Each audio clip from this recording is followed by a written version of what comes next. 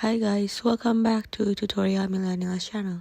In this video, I'm going to show you how to translate messages on Airbnb.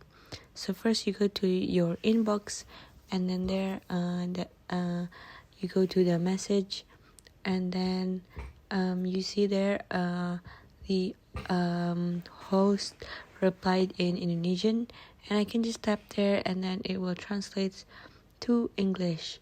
And it's so simple. You don't even have to change you don't even have to change apps. And if you want to show messages in original language, you can just tap there again, and then that's it. So it's important to have this feature so you can talk to different people from different countries using different languages. So that's it for today, and thank you for watching.